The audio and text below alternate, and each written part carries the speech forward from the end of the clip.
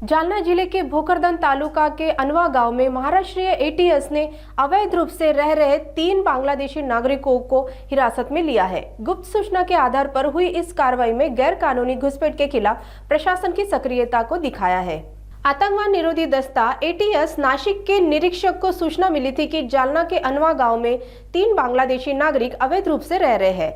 इसके बाद एटीएस की टीम ने पर्थ पुलिस के साथ मिलकर मौके पर छापा मारा। हिरासत में लिए गए तीनों नागरिकों की पहचान इमदाद हुसैन, उमायू कबीर मोहम्मद और मानिक जैनुल्लाह खान के रूप में हुई है।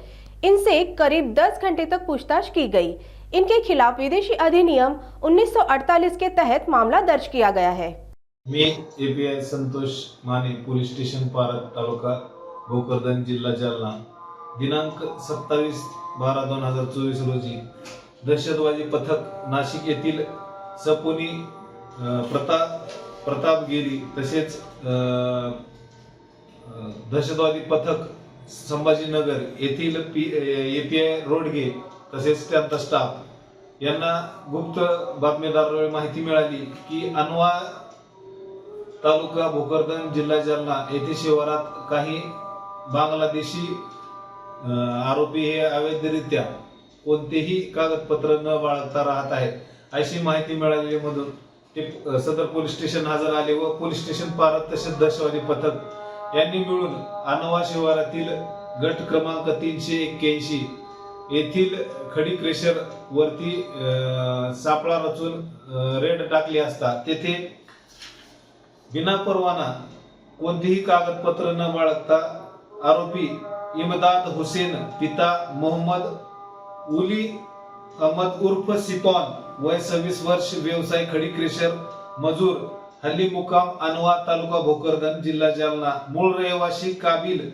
मियारवाडी बीर नारायणपूर, थाना शेनबाग, तहसील खाजीरखिली, जिल्हा नोआखली, बांगलादेश। तसेच आरोपी क्रमांक 2 हुमायून कबीर मोहम्मद अली मोहम्मद वय 40 वर्ष, व्यवसाय खडी क्रेशर, हल्ली मुकार कुंभारी अनवा तालुका भोकरदन, जिल्हा जालना, मूळ ऍड्रेस काबिल मियारवाडी बीर नारायणपूर, थाना शेनबाग, तहसील काजीरखिली, जिल्हा नोआखली, बांगलादेश।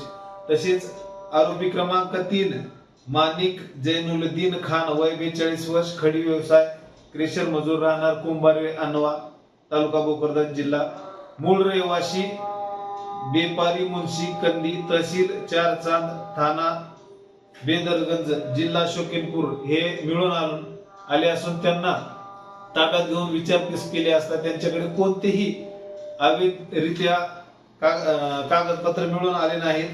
तसेच त्याची इन्क्वायरी केली असता त्यांच्या मोबाईल मध्ये बांगलादेश मध्ये संपर्क साधलेले मोबाईल नंबर मिळून आले। तसेच ते आपल्या गावातील लोकांशी संपर्क साधण्यासाठी IMO ऍप्सचा वापर करत होते व त्यामध्ये त्यांचा तेथील कॉन्टॅक्टही मिळून आलेले।